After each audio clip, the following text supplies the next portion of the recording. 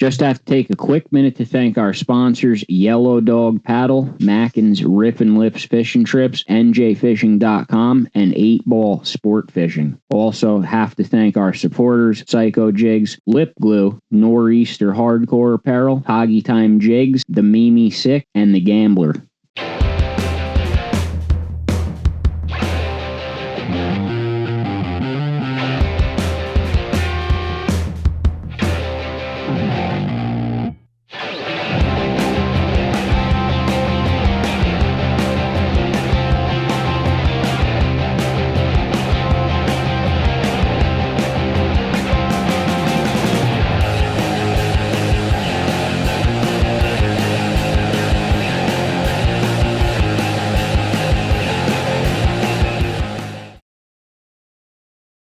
Hello and welcome to episode number 131 of the NJ Multi Species Podcast. I'm your host, Joe Santiago. As always, my partner, Chris Herrera. Did that intro was longer, right? It seemed longer, yeah. I think because we actually watched the whole thing. But yeah, it did seem longer. Tonight's guest, Jerry Hicks. We're going to talk about some nets. Netrekk's a very innovative company that offers a ton of different options. When you're a bass fisherman, you could just buy any net you find at Walmart and plop it on your boat. But in a multi-species situation, you need a variety of different nets, especially for moving around or boat. And Netrekk has all kinds of shit, from ones that have waiting staffs to. So we're gonna get Jerry in here in a little while. Yeah, he's been on before. If anyone wants to go back and check that episode at some point, or maybe they've seen it already. But I think he wanted to come back on and talk in more detail about some of that. Plus, he has some newer stuff. And I can't remember, but I don't know how much I had gotten to use his net from the last time we had him on. Before he came on. So now I used it a lot more. I know the one time it bailed us out salmon fishing when I had that nice coho salmon on in the middle of nowhere. The first time he came on was before that. Oh, really? Yeah, so we have to talk to him. And I want to I don't know. I didn't check. He came out with a new program called The Wizard on his website that lets you put in all the stuff you're doing, and it makes a recommendation. So it's cool stuff. We're going to bring Jerry back on a little bit. Other than that, Chris Lido, the Gambler, I talked to them. Chris said a lot of boats are reporting shitty striper fishing, but the Gambler did really well on Sunday. Said they had a great day, and they're going to continue to striper fish on those same fish all week. So if you're looking to striper fish, Gambler's on them. Yeah, I mean... I saw the same thing. I thought it was weird, and I didn't talk to Chris about it. Yeah, I saw a bunch of guys. I saw guys that are known for striper fishing. Yeah. Say that it sucked, and they went blackfishing. They're not known for blackfishing. They're known for striper fishing. They chose, or at least gave their clients the option to go blackfishing, and they did. And then I saw the Gamblers report, and they did really well with the stripers. So it got me thinking, is it because is it the size of the fish? Some people, they only want bigger ones, or they only want keeper size ones, and they're not happy unless they get that certain size range, and other guys just happy catching a mix of size ranges. What? I don't understand what happened. I don't know. I know the Gambler made a turn. I'm not even going to say which direction, but they headed in a certain direction, and they got on a good pot of fish. I think Chuck was down there with a friend too on the. Well, yeah. Yeah, Chuck did well too. Chuck caught some keepers. I already was breaking his balls. Those pictures, they look like keepers. He's denying it, but they do look like keepers to me. They are. But Chuck, if you're listening, I think you caught keeper. Wait. Oh, 30 to 37. There's a keeper in there. Yep, Chuck got a keeper. Yeah, so Chuck got a keeper. So, yeah, if you're being discouraged by striper reports, you still have shot. Call the Gambler. Gambler's going to striper fish all week. Sure, the 37-inch striper is a nice fish. I mean, yeah, absolutely. Especially Ty Man, if he's not complaining about it. Have to give a shout out to Nor'easter John for my new Blackfish blacklight. It's behind me. I love it. It's a little bright for the camera, but it's Go ahead. Turn the lights off for a second. You really want me to? Yeah, because you can't see it. Oh, God. Come on. I don't know why you didn't think this was going to happen. I told you can't see it because it's bright with the white light and the white wall. There it is. Yeah. Looks awesome. Now, you can, I was going to say just leave the light off. We don't need to see your face, but yeah, no, that looks awesome. Yeah, you can't see it with the lights on though, through the camera. I have been begging John for one of these forever, and I finally got it. He makes other ones. Like, no one knows Nor'easter makes these. He makes a ton of them, too. Like, I'm going to have my whole wall with them. Does he make, like, custom ones, or does he have set ones that he makes, and he has them, like, in stock? Set. They're set. But he keeps adding. Like, every time I go and look, he got more. There's a tuna tail one. There's really cool. Yeah, I got the Blackfish. I love it. To me, it's kind of like, it's like a mount, like get a fish mounted, like you're waiting for the right one. When it comes out with the right species, I'll know it when I see it. The Blackfish one's pretty cool, but now Joe has it, so I don't want the same one. Good. So I'll keep it original. Yeah. Other eight ball sport fishing Point Pleasant is booking for the 2026 season. Captain Dom filled up rather quickly this year. Towards the end, we didn't expect that, Chris. We had no time to book anything in November.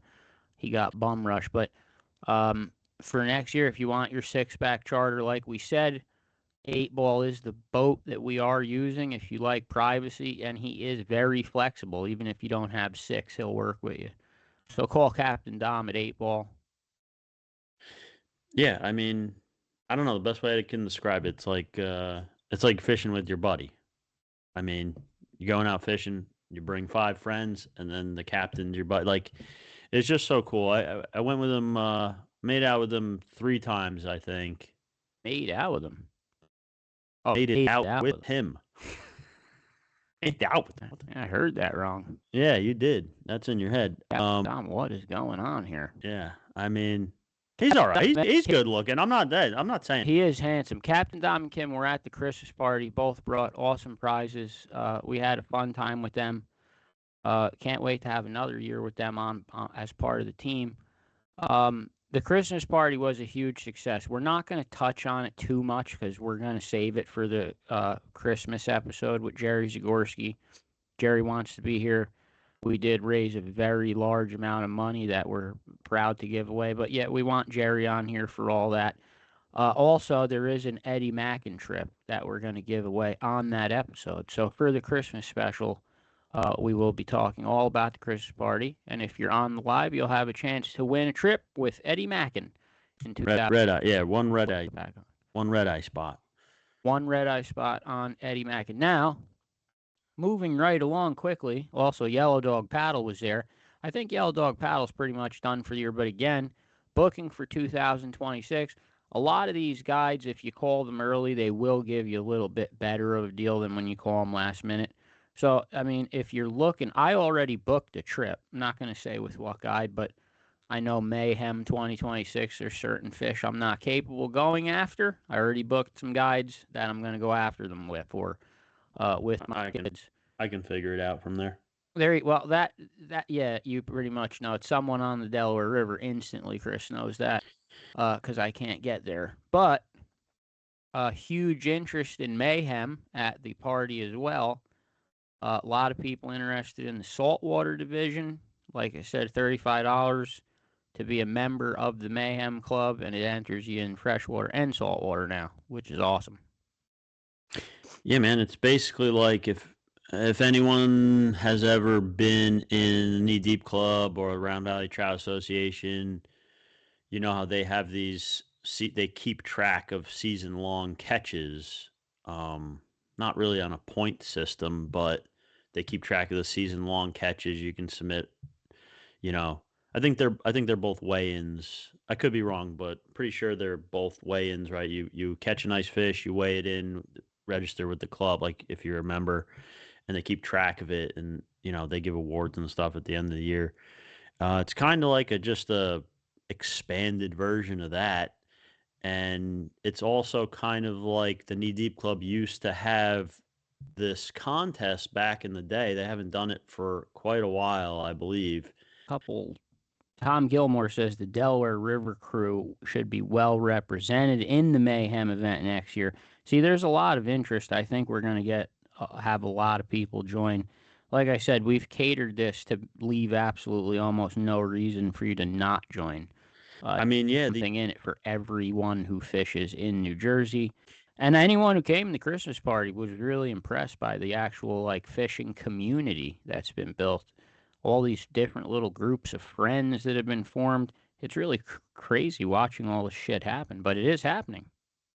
No, it's cool, and like there's always club. Like, you got the Knee Deep Club on Lake Apacon. You got the Round Valley Trout Association for Round Valley.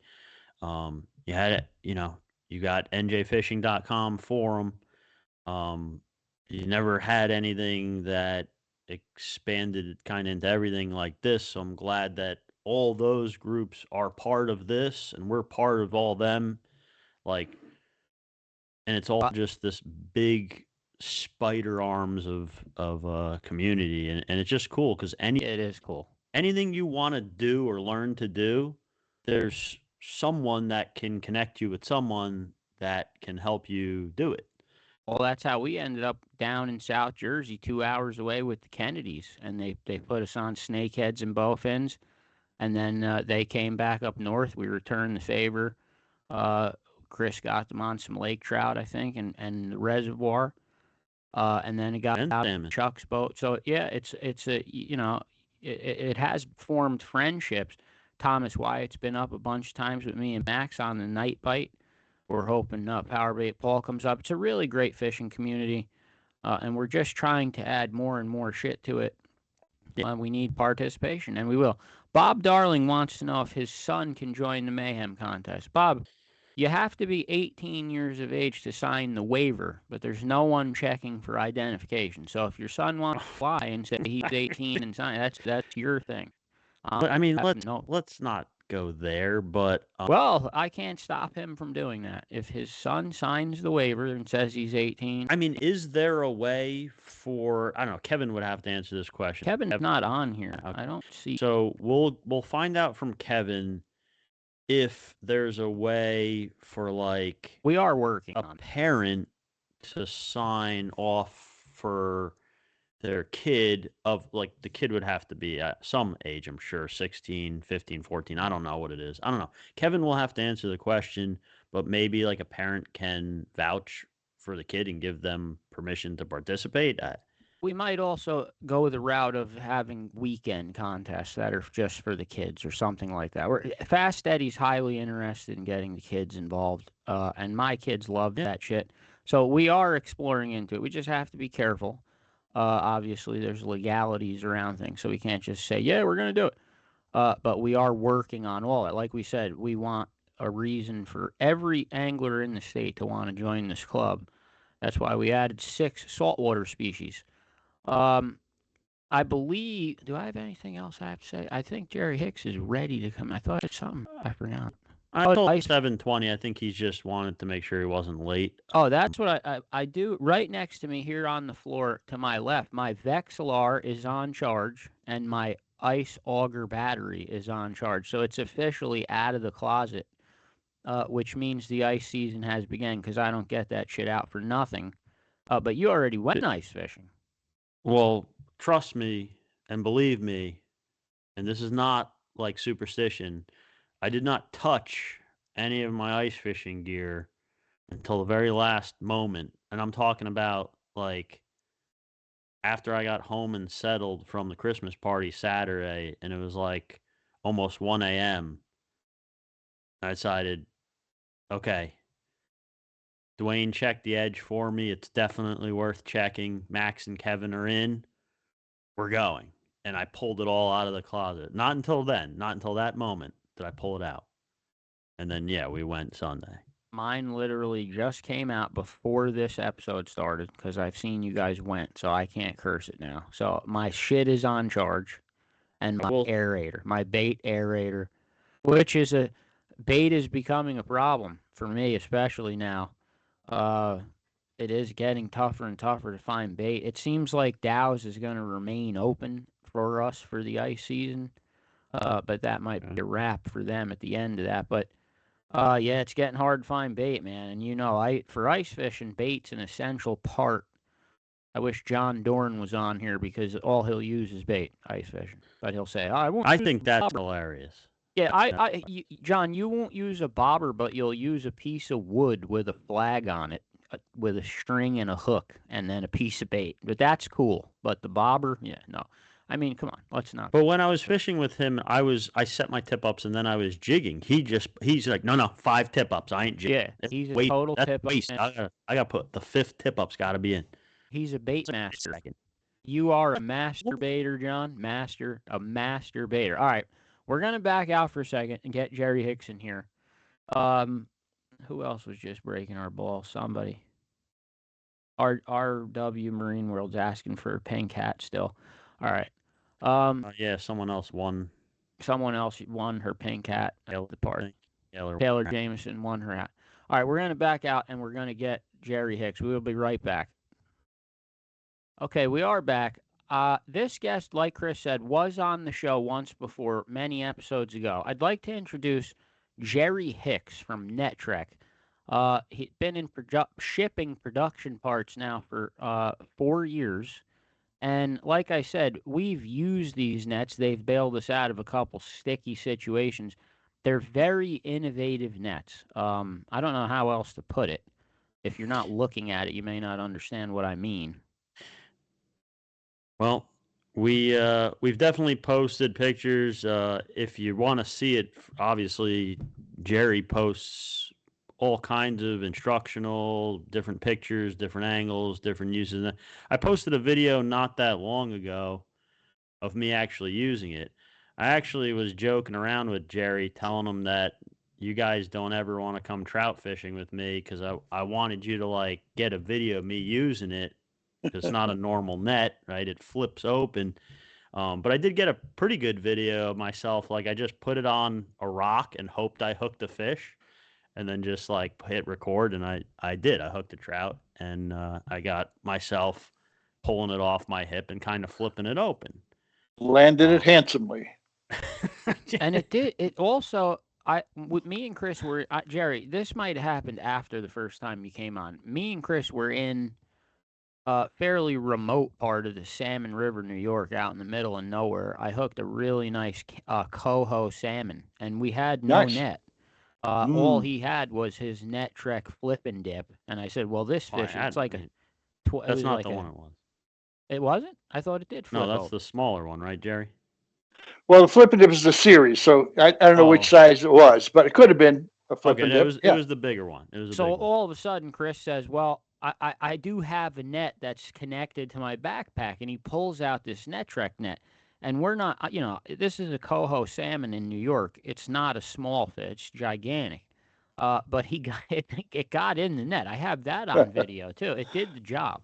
And that's kind of the net what I've been talking to you about, because the Mayhem contest that we're doing, it's kind of like forced us to go like all over the place for all different kinds of shit. Some by boat, some on foot.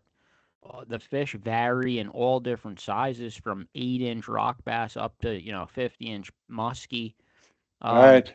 So we're all over the place with nets now, and I mean, Netrekk seems like you could do so many things with one net. Indeed. I mean, the what I like to think about, I don't know if it's actually true in the industry, is that since I don't do anything but nets, now a lot of other sporting companies make nets and sell nets and all kinds of other gear, but my focus is the tagline is a net for every angler, every style, and every budget. That's kind of what I'm trying to occupy, that space. And you kind of have. Now, let me ask something, and I'm being honest, because I am brutally honest sometimes. The Netrekk website itself is kind of confusing. And the name is kind of confusing. If you go to Google and put in like fishing net, like Netrekks is going to come up, and you might think that it's not. It might have nothing to do with fishing nets. So you're an interesting character with some interesting advertising ideas. Well, it didn't start out as a mission to develop a net company. I think I need to be clear about that.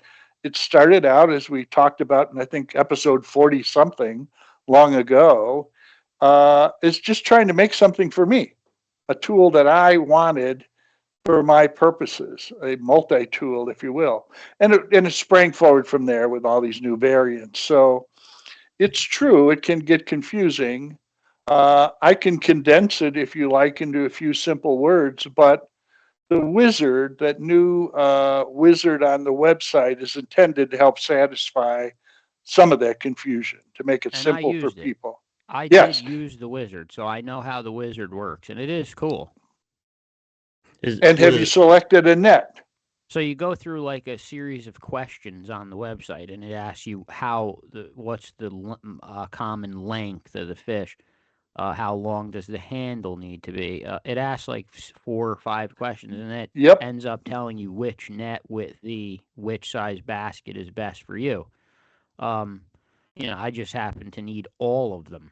Well, that's right. That's exactly right. You went all over the map, and there's no one that will do that, obviously. But I was at the time I was talking, I was like bait and weight fishing the Hackensack River. So there's like at any time I could catch a 12-inch white perch or a 47-inch striped bass. So yeah, that's some crazy water there. I don't know which net to bring.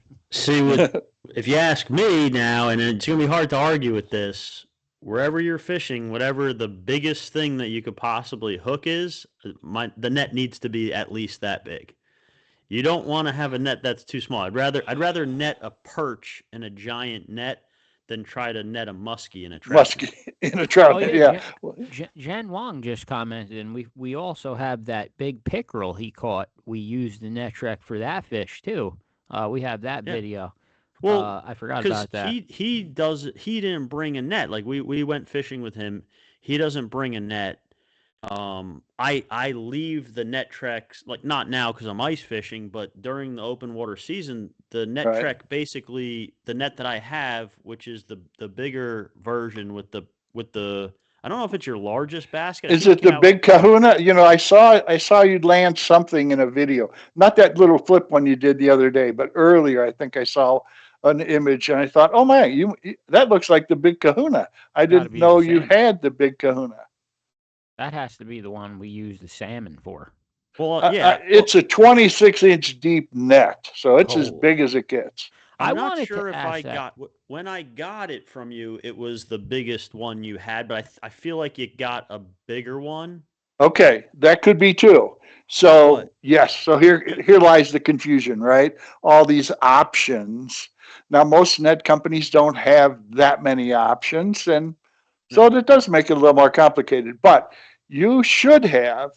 So I think you're right. I think we went through some back and forth. And the largest net I made at the time was what's called the Outfitter. It's a 20-inch basket on a triangular 16-inch frame. Yeah, that's a very nice net. That's a really nice net. But it's not a muskie net, and it's not a steelhead net. So I had been working to develop a steelhead net. That was the impetus. And ultimately, that led to a larger frame. So where we are normally 16-inch sides of a triangle, this is now 20-inch sides. And where the biggest was 20 inches deep, this is now 26 inches deep. And I brought that net to my spring trip in Canada, which is just, I just recently opened it up and I wanted to do some real life testing. I brought it to Canada for my spring fishing and happily landed several 38-inch northerns and one 42-inch muskie in it. So that's about as big as I can go. I think that's the net we use because I remember when you scooped the salmon, it was a triangular net. The pickerel was too. It was triangular. Yeah, they're all triangular. They're all like that. Yeah, because that's the folding mechanism. Gotcha. Can I ask? Is there any other net on the market that does that, or do you have like the patent on that? I don't see any significant brand offering anything like it. In That's fact, why I I've looked. asked, because I've Yeah, never seen I, it. I don't see it. If it's out there, it may be out there, but I don't see it. And I can tell you definitely, I've been looking for it for a long time, and I looked for it and couldn't find it, which is why I developed the wading staff and net combination. I don't think there's a single net like that on the planet. I've never seen one of those as well. Yeah. With the wading staff on, I've seen Chris use that one before. I don't know how Chris has so much Netrekk stuff. He I got don't every. either. It's the same, Joe. That's what I'm trying to tell you. It's the same net. It does all the one net does all that stuff. Okay, Well, now that's true. the baskets are interchangeable. So can you change the baskets on the net? Negative. Well, if you're talking about the rubber basket itself, not the frame, the answer is yes. Those are replaceable. But if you're asking me, can I take one head off a handle and put another head on? Not yet, I'll say. Stay tuned. Not yet.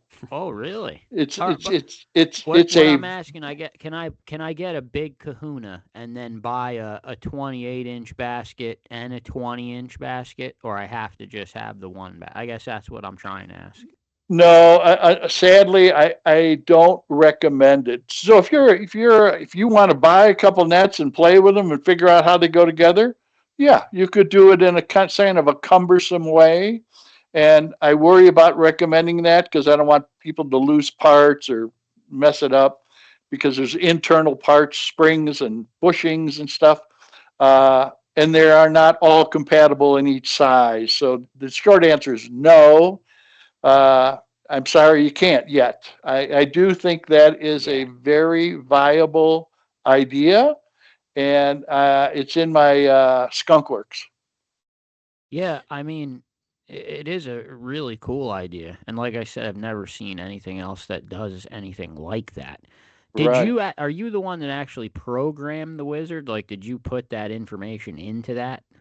Yeah, well, it's software, but yes, actually, it's kind of fun because I originally did it with AI.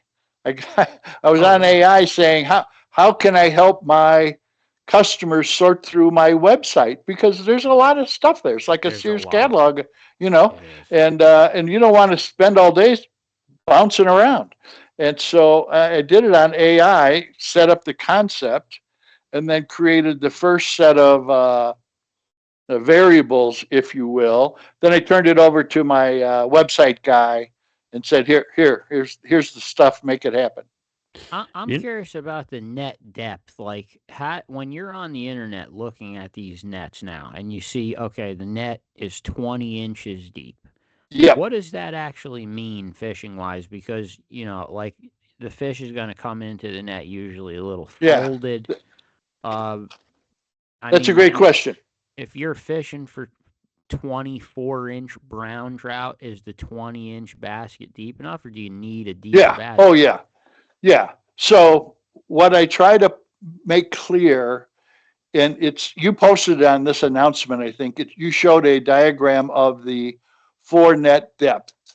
And that is the true measurement, which is when you fold the net in half, loose from the frame, from the bottom to the top, in this case, 26 inches. All the others are that same dimension. Now, once you put it in a frame, you can imagine it's not going to be as deep, What when net's is that that right there? What is that? this is a flip and dip rainbow. This is the medium net, 14 inches, classified as 14 inches deep on a 16-inch three-sided triangular frame. Oh God, I love that one right there. and now, This is the Joe, most popular size of all. How long's the handle? I can't see the handle on Well, that. this is a flip and dip, so it goes from a collapsed, Oh God. tight package 22 inches to a unfolded 22 plus the 16 to an extended to the stop mark. Wow. So that gives you a total 48-inch reach, tip to tip. and like, Chris, you so have you, one of those? No, Joe, I only have the bigger one. And what I wanted to say, which one is it? Well, that would be the outfitter. If he's got the wading staff with the larger net, it's outfitter. That's the flip and dip. This is a flip and dip, telescopic handle, not a staff. Yeah, Chris has the staff. Yeah, I have mine extends twice, and I can use it. I can put it to whatever height. Like if I was taller, which I'm not, and I'm not getting any taller, I could extend it to whatever height I need to extend it to use as a wading staff. That one he just showed looked like it would perfectly fold and go just clip to a backpack, no problem. Like that's right. The one I want. Well, dude, you're perfectly correct. The one that I have extends to bigger than that, and I wanted the bigger net, the bigger basket on it, but really it shrinks down to basically that size that he was just holding up. Yeah, technically it's 30 inches on yours, Chris. When you compress it, it's 30 or 32 inches, something like that. This one is 22 inches, so there is a 10-inch difference. The point, I mean, okay, 10-inch difference, but collapsed, but it goes to 60 inches. Yeah, but I was using the bigger one. The story you had about the steelhead, this is what I was trying to get to. I had it just on my hip, like folded up. I was using the wading staff to get through some rough sections and stuff, and then I'd detract it and put it back on my hip. And I figured, well, I need a wading staff for some of those places we went up there because it was just the raging, and why not also have a net in case we need it? I mean, it's not the size that you would normally want to land a really big salmon or steelhead in. Right. It could get the job done, and it did. Like we did. Did you get them all the way in or 75% in? So that was the other thing I wanted to get to, because Joe asked about the depth of the basket, and I just want everyone to realize that. Like, so the basket on mine is what, 22 inches deep technically? It's 20. All right, 20 inches. Yeah. Okay. Joe, how big was the biggest fish we got in there? At least 30 something inches, 35? I know the pickerel was 27 inches. I'm talking about the salmon and the steelhead. Oh, the salmon had to be probably over 32 at least. Yeah. So my point is, like, don't think that because the basket on a net is 20 that's inches what I'm asking. deep. That's my That's question. why I'm telling you. You saw it in person. You didn't even realize it. Well, I was hesitant. That fish is going to bend. I was hesitant to buy the 20-inch deep. The 20-inch depth is what kind of scared me off that net. But now I'm looking at it and I'm saying, wait a minute, that's perfect. Well, I can, with you guys, because you've been so good to help us out, I'm going to always be help you in kind. So the real answer for steelhead, if you're hunting big steelhead, is the Big Kahuna series. It's the 26-inch deep. It's a more robust frame and it's a bigger frame. But that's if you're hunting big fish. Now, what Chris has, you owe it to yourself, Joe, to look at Chris's and say, given he's right, you can put a 30+ inch fish in that 20-inch deep basket. The fish is going to move. It's going to bend. Maybe his tail hangs out if you get a monster you weren't planning on. But you're going to land the fish. The issue with the steelhead net itself is that's a bulky net. I mean, I'm not saying anything out of school here, but this is a lot of rubber. Yeah. And when you're rolling it around, I mean, it gets pretty big. Yeah. It's got some weight on it. Yeah. And it's got a little weight, I could weigh it, tell you. It's not detrimental, but it's not, you get it, and you're going to say, I don't really want to land a perch in that net. I want a little bit smaller for that perch hunt. But I even more so don't want to land a giant muskie in a trout net still. Oh yeah, absolutely. Absolutely. What about when it comes to overkill now? Like if I had that 20-inch net and I'm like bullhead catfishing and perch. Oh, you're good. You're good. No, I think the truth of the matter is the rainbow net, the 13-inch or 14-inch net, is the most popular of all. Second most popular is the outfitter size, the one Chris has, And that's going to get you large and small, pretty good coverage, unless you're into some bigger trophy stuff. See, when I was, if anyone, just real quick, if anyone missed the first time Jerry was on, the way we met Jerry, we saw his advertisement for the net, and we had a lot of like spam accounts trying to get into our stuff, and I didn't know Jerry, so I reached out to him just to make sure he wasn't like a bot account, like trying to post crap on our stuff. Right. And thankfully he was a real person, and we got to talking, and I said, yeah, you know what? Like it looks cool. I got to use it before I let you post about it. Like I don't want people posting stuff on our stuff unless I know it. Yeah, like you can I've used validate it personally. And Yeah. it was, nothing against Jerry or anyone that obviously we know now. And once I used it and saw that it was a quality, efficient net, then the relationship grew from there. But when Jerry asked me, like, well, what net do you think you want to try? And I was in the same seat that Joe's in now, kind of, and I wanted something. I didn't want something that was going to be super bulky, because I'm not salmon fishing, musky fishing in the river with this, but I did want something that was big enough if I hook a big New Jersey trout. We have a lot of like trout clubs, the state stocks some breeder fish. Sometimes Sure. you hook into a 27, 28-inch trout. It's a nice fish. It's not that uncommon to hook a stocked, 26, 28-inch trout. So that the one he just held up that he said is the number one seller, it's a 14-inch basket with a 20-inch deep net. Just think of 14 inches deep. The frames are proportionate to the net size. There's 3 frame sizes. So don't get too confused. Focus on depth for now and recognize what Chris was saying to you.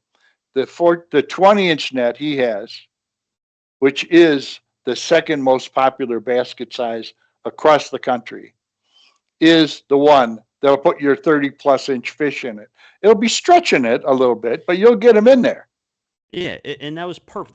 That was what I wanted. I wanted something that, if I happen to run into something bigger, like a salmon up at Salmon River, I need the waiting staff anyway. I've got it. It's built in. I'm using it. Why not have that net folded down like that? And here's another thing that I realized, Jay, right? So you can keep that rubber basket wrapped and like clipped, right? And obviously you can't flip it open with one hand if it's like that. But for traveling and while you're using the waiting staff, it's perfect. And now if I'm fishing with someone else, I'm keeping it like that because it keeps it more compact. And then if they hook a fish, they can take it off my hip and pop that clip off and then flip it open. If I'm in the earliest days of that steelhead net, I was working with a fellow out of Ohio, and he found me, and I was still in the development stage, so I sent him a net. It's gotten better since the one I sent him, but what he commented back to me was, first he said, "You're never getting this net back," and then I said, "Well, isn't it a little bulky for you? How are you managing that when you're like just waiting?" And he said, "I put a rubber band around my wrist, and then when I fold it down, I simply grab the top of the net and pull the rubber band down on it, and I'm done." Yeah, that's perfectly simple. And if I'm fishing by myself, right? So I can't take that off on, or I don't want to, at least.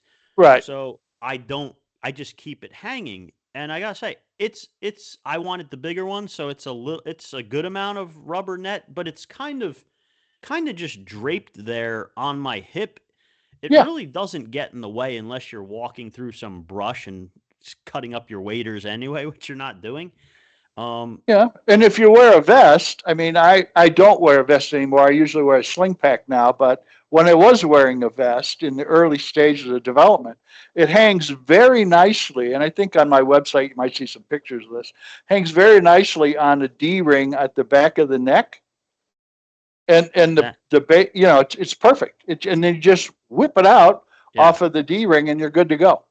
And like I said in that little video I made, you can see it's very easy to flip open. So it's hanging wherever, either on your back, on your hip, whatever. Yep. You hook the fish, you fight the fish towards the end of the fight, like as the fish is not ready to be landed, but getting there. Yeah. I take it off my hip and I just kind of pop it open, and the water helps with that too. If you kind of just lay it in the water and just use the pressure from the water, it flips right open very easily. And the bigger net's heavier, so it's even easier than like the smallest net because you just have the mass. Yeah, it flips right open, and then I kind of just lean it against myself, finish the fight, and when the fish is actually ready to be landed, I got this nice long handle already there, because especially if I was using it as a waiting staff. And that's it.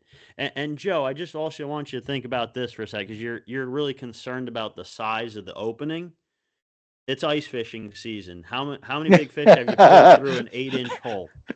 Like, not the you got to get them head first. No, it's not the opening. It's the depth that's like mind-boggling me. The net you're struggling, but just think of any net you have today. Any net you have today. Just go out and take a piece of a hose or, plumbing pipe insulation and cut it up into 20, 30, or 40-inch pieces. And what's going to happen is in the net, the fish isn't a stick. It's not going to stay, perfectly straight. He's going to bend with you. So you've got a whole bowl to put him in. Unless you're Kevin, then they have rigor mortis already when you net them. Kevin just commented, he said he loved his Netrekk net until it floated away down the Raritan River. So, Jerry, it did float for him. It did float for him? It's gone now. No, for a little bit, we think. So, Jerry, I take Kevin, the one time that someone actually comes trout fishing with me, it's Kevin. And now he had one of your nets, the same one I had, because he liked it, and we got it for him. And we're out there fishing, forget where we're going, and he realized, oh, my net's gone. It's gone. Ooh, like, I said, did you put a lanyard on it like I told you to, in case you like knock it off? Because we were climbing down shit and all over the place. And we went back, and this is not a deep river. This is a stream. I mean, the deepest part is probably maybe 4 feet. Okay. And we went back and we could not find it. So it had to have floated further than we checked. Was it extended? No, he would have had it. It wasn't. It was collapsed. It up, and we couldn't believe that it didn't get caught on anything. Maybe we missed it. Maybe it got caught at the bottom of like a 4-foot hole, and we just couldn't find. But yeah. Well, here's what I know, because some people ask me. It's not uncommon to say, "Does it float?" Because a lot of competitive nets advertise it floats. Okay, blessing or curse, you can decide. But the bottom line to the several of them, I have not tested all of them, but you got to realize this handle is hollow. Yeah. It's aircraft aluminum tube. And when you put the parts together, there is a bit of a seal here. So it's not watertight or airtight, but it's fairly snug. So when you put it together and it hits the water, there's air pocket in here, plus the foam grip helps it float. But it won't float forever. And I've thrown them in my swimming pool and just watched them. And they'll take about 5 to 15 minutes, depending on the model. And then suddenly it'll start to go down as the water fills the staff or the handle. So it's sinking. It's sunk. It's in that river somewhere at the bottom. I don't know how far away. For a normal person that realizes they lost their net in less than 10 to 15 minutes, it's still going to be floating and you can get it. For Kevin, well, it didn't work out. But it does have his name on it, but nobody ever returned it. And this was last year. Don't so forget, you got to find the honest fisherman that finds it. That's the deal. I want that net right there, the one he's just holding. That's it. That's the one. Well, what do you? And don't forget that the goat grip. Do you have a goat grip yet, Chris, on yours? No, you hadn't come out with that. Okay, I need to get you one, and you will really appreciate the benefit of having a grip at the end of that long staff when you want to reach out when it is extended into current or deeper water or whatever your situation is. I'm going to get you one. Is that, oh, thank you. And is that anti-slip too? Is like right now, if I'm using the wading staff, I have come like in colors? It's this. That's cool. So this is the goat grip. And what's that is on the bottom? This, I'm going to show you. I'm going to show you. Got to find the camera. This is the replaceable tip, which looks like a goat hoof. That's the whole point. Yeah. This is, but this is a friction fit on. So this is urethane, flexible, rubbery urethane to kind of get on rocks or harder surfaces. And then this is interchangeable. When I ship it, I ship you a spare replacement hoof. And the one, so this is wading, and this is landing. And the one I have now just has, I use it with just the normal. It's got like a carbide or I'm not sure the material. It is tungsten carbide tip. Yeah, it's basically a spike like you would find on your boots, like yes. if you're fishing slippery water. So it literally doesn't slip.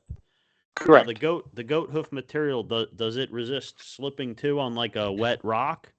Yeah, well, that's the point of it. It is a flexible boot. When I ship you the regular staff, it comes with 3 different tips. You remember that? 3 rubber tips? Yeah. Okay. Well, this is just an extension of that whole concept. So if you like the rubber tips, you'll like this for that kind of surface. And this is just bigger. And it also, I incorporated a little cavity here. So if you get a line stuck on a log or a tree, the whole idea here is you can thread the line through that crack in the hooves all the way up to the tree. And on your staff, you got 60 inches to try to shake that thing out of that branch. Now, Jerry, we're professionals. We don't get caught in the trees ever. Okay. Well, maybe on the bottom then. Maybe you get caught on one you can't see. That's what I was going to say. I do get snagged on the bottom sometimes. I'm kidding. I get stuck in the tree all the time. We know Jerry had to go to another meeting by 8 o'clock. Jerry, I do have to thank you so much for taking time to come back on the NJ Multi Species podcast.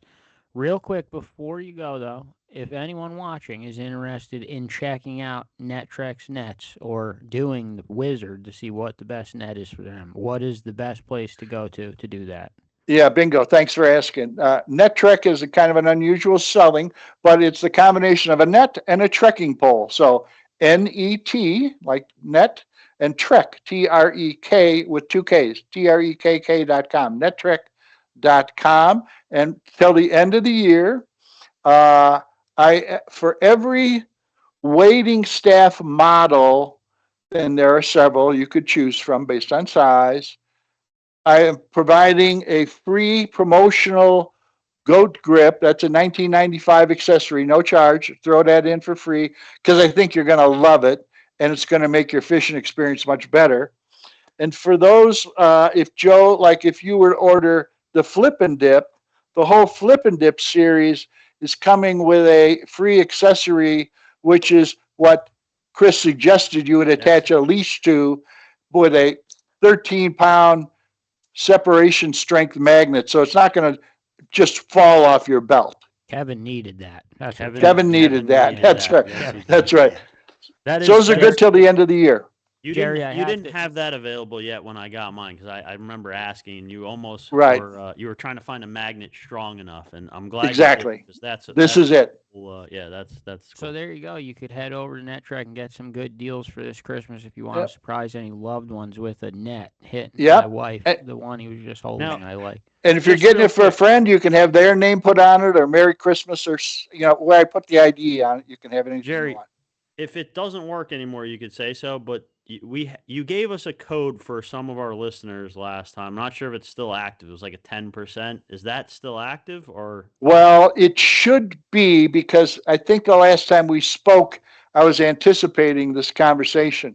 But I will say this: if for some reason it's not tonight, it will be tomorrow. And that was NJMSP MSP 10. I'm sorry, yeah, multi-species 10. NJMSP 10. So there you go. Yeah, 10% off and a free goat grip on any waiting staff model. Jerry, thank you so much, as usual, for coming on here and taking the time. Hey, it's great to talk to you guys again. I love your show and what you're doing. I see you're doing all kinds of new great stuff, and I commend you. I can't keep up with you, but when I do, it's good stuff. Thank you so much, man. Be well. Thanks, guys. You too. Take Bye. care, Jerry. Bye. Yeah, so I really do want that net. The Mayhem contest does have me. I already have 10,000 nets, so my wife will tell you I definitely don't need another one. But the thing of the land shit, especially some of the things me and Chuck Manny did on foot, has me carrying nets that I don't want to carry. Sometimes I didn't even bring a net because I don't want to. The Netrekk is the solution for that. The Salmon River is like the biggest pain. I don't usually, like when me and Chris go, we don't bring a net, but I bring a net when the kids come because they want to land shit. Well, I bring the Netrekk. Well, yeah, you brought the Netrekk, but before that we had no net. And like I said, I'm not trying to say like this. Oh, this like it whips open to like a salmon-sized net. It doesn't. But in a pinch, it works. And if I'm using it as waiting staff already. So the price on these nets, nets have become fairly expensive, and you might look at the Netrekk net and say, oh, they're kind of pricey.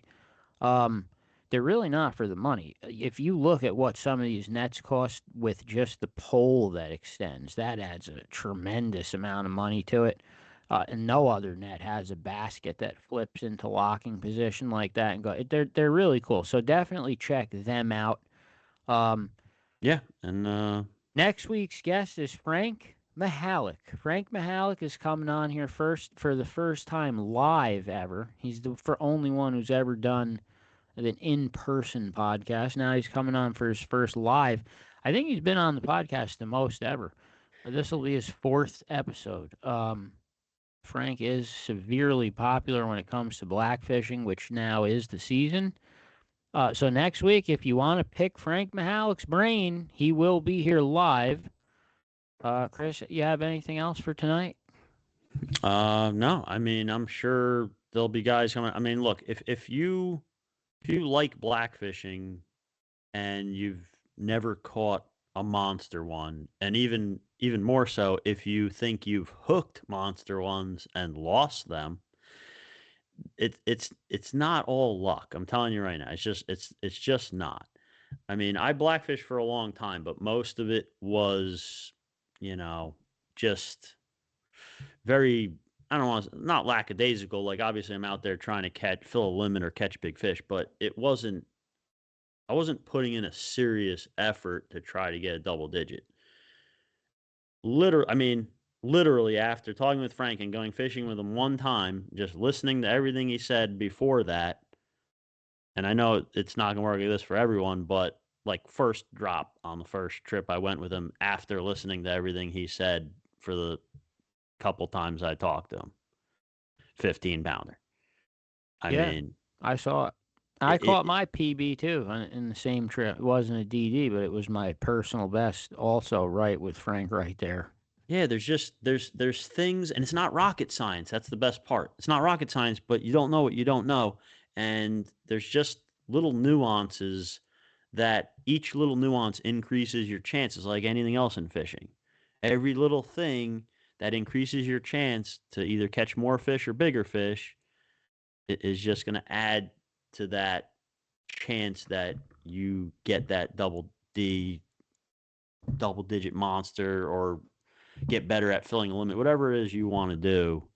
Listen, you can't deny. Some people are going to they're going to just deny it, but it's one of the more, it takes more skill to catch them than other fish. I mean, you could deny it, say what you want, but sea bass, I mean, come on, fluke, anyone dragging shit on the bottom. These blackfish. No, don't get carried away. I'm not getting carried away, but I don't want to get carried. I want to try to say it without getting carried away. But a lot of people don't fish for blackfish. Why? Because they say I can't catch them. That's because they're very difficult to catch. You have to fish for them a lot different than you fish for normal fish. I think that's the key right there. It's not that they're this super hard fish Well, no, you have to learn. necessarily. You have to. It's You're taught your whole life to fish a tight line. You have to fish blackfish on a slack line. Like that right it's there is a huge reverse of any other fish you fish for. and even that varies day to day on the Yes. amount of slack. I mean, I've been out there being outfished by my buddies and finally finding out that they're throwing their rig out and literally just letting the entire line go slack, like more than you would ever feel comfortable doing. Giant bow. And I'm sitting there going like, well, how you're not gonna feel the bite. Like, don't matter today. It don't matter. Like just by the time you feel it, then you're good, and then you go for it. And that's what worked that day. Like I just recently learned the top shot. I've always tied the top shot from fluorocarbon. I thought that was like a very important thing. Now I'm finding out everyone's top shot's made of mono. I don't know about everyone's. I think it's kind of probably ends up being a preference thing. I know making it out of mono is a lot cheaper. I'm told that making the top shot on a rig out of fluorocarbon is just a complete waste of money. It does nothing. I mean, that's kind of what I was told, and so I was like, all right, well, if I don't have to spend the money on it, why would I? But now the top shot on the jigging setup has to be fluoro? I mean, I don't have a top shot on my jigging setup. I don't know if some It's guys not a do. top shot. It's just just like a long leader, basically. It's a long piece of fluorocarbon with the jig at the end, right? Yeah, it's just basically a really long fluorocarbon leader to the jig. But for that, you do use fluorocarbon. Yeah, I mean, I do. I don't know what everyone else does. I never tell anyone, like, when I find out someone does something different, I'm not making fun of them. I'm not telling them to do it. So if I'm fishing right next to them and I'm out fishing them and they want to know what's different, I'll tell them. But I'm never telling anyone what to do, because sometimes someone does something weird and you find out it works better than what you're doing in some situations, and then you just learn something. Whereas if you made fun of them and made them stop doing it, you wouldn't find out. John Britt says that's why he loves fishing with so many different people to see the different ways that they do things. John, Yeah, you man, are correct.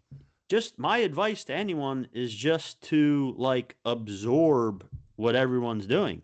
Maybe 9 times out of 10 it's stupid and it doesn't work. But if that one time out of 10 you learn something new, you add it to your repertoire, you're only going to become better. But like, you know what I mean? Like I said, I got this thing with black. Like I could be out on a fluke boat, a striper boat. Like it's always in my head that, all right, just one is gonna hit. Just be patient. With blackfish, it's like once you're defeated and you feel like you're fucked, you're just like your confidence is done. Like you ain't coming out of it.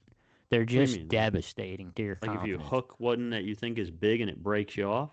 If you see other people around you hooking fish and you're not hooking them, that crushes you, like, immediately. That's one thing that kills you. Well, what I'll say to you and anyone else thinking that is sometimes these blackfish are not moving out of very specific spots. So you can literally be fishing next to someone. They could be out fishing you by throwing their rig 10, 15 feet away from you. And the fish that they've got feeding there may not be moving 10 feet towards you. You may be in like a there's like dead zones sometimes on some of these areas that the boats get on. Yeah. And I love picking my split shot up and feeling it drop into a new spot. And there's other times where you just like all of a sudden like it all clicks and you feel like you're in the zone and you know exactly which bite to swing on and you're just in the zone. But then there's other times they just defeat you. Like it might just be a personal thing to me, but I find blackfishing like very defeating. Like they're challenging as hell. They're not a good weather fish. You're never gonna get a nice, beautiful day blackfish. It's always gonna be cold and shit. No, that's not true. You never went t-shirt blackfishing? I hate that shit. No, you're fishing with those mushy clams. I hate that. That's not blackfish You season. don't have to use a clam. Blackfish season is right now. This is the time. Right now. This is it. I'm not arguing with you, but I'll go anytime. I love to catch them. If I can go and they're biting and I can wear a t-shirt, I'm all in. I'm misjudging. I only went one time in that spring thing, and it wasn't that good of fishing. And I was like so confused on what to use, a clam or a crab, and I didn't want to like have to even decide which one. I don't know. It was weird. You're stubborn. Yeah, I like the winter blackfish season. Right. Well, now. at least you got the blackfish blacklight from Nor'easter. That's about probably as close as I'll get to a blackfish this season, right there, because all my trips get blown out. Definitely the biggest one, probably. Definitely. All right, so we will be back next week with Frank Michalek. We're going to talk blackfishing, and like I said, after that, we're still going to pick a date when we're going to do it, but we're going to do a quick little holiday special like we do every year. Jerry Zagorski's going to come on here. We're going to recap the Christmas party. And if you listen in live, you're going to have a chance to win a red-eye pass to go fish with Eddie Mackin. I haven't decided how we're going to win that yet. We'll talk to Eddie. We'll do something fun, and we'll figure it out. But I'm done, Chris. I'll see everyone next week. If you're going ice fishing, be careful. Yeah, be careful out there, guys. I mean, we post ice fishing pictures and stuff because we get out there early. Like, we don't take videos and post like what we do before we start fishing. I mean, we're checking everything with the spud bar. I mean, if you're not comfortable going out there, you shouldn't go. And you definitely shouldn't go alone. If you're interested in learning how to get comfortable going out there and checking the ice, find someone that is comfortable doing it, that's done it for a while, and have them show you. There's a right way to do this.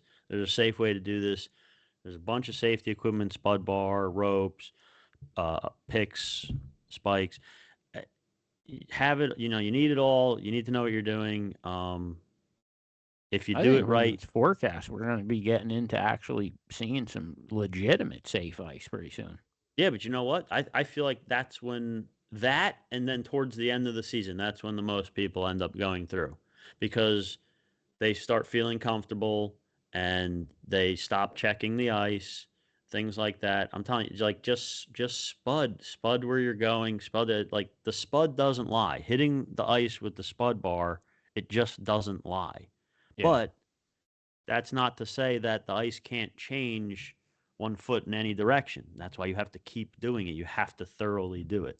But if you thoroughly do it and you know what you're doing, and you do it the right way, it's not dangerous. I'll argue it till the day I die. It's not dangerous. I've never felt in danger. Try to keep it to shallower lakes. I wouldn't attempt it, and like some guys do it, and split rock. Like I wouldn't fuck with that kind of shit. But dude, even it doesn't matter if you know what you're doing. And like I said, if you're not comfortable doing it, you shouldn't be doing it anyway. Like that's why I didn't even ask you, even though you weigh less than any of us. I know you didn't want to come till it's like whatever the thickness is that you need, but I unfortunately have been through the ice.